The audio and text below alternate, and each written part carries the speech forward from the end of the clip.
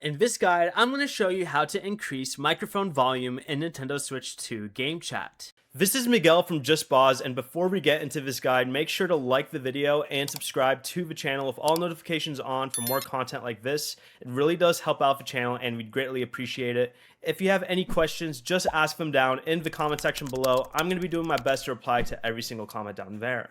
From the home menu, go ahead and go to System Settings and scroll all the way down to Audio right here and scroll down to the Audio Input category down here and make sure the input microphone is set to the microphone you actually want to use.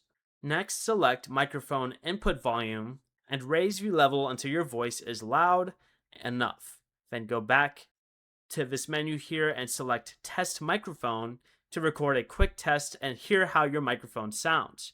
You can also go to the microphone noise suppression option and turn this toggle off temporarily. This can allow the microphone to pick up more sound during game chat.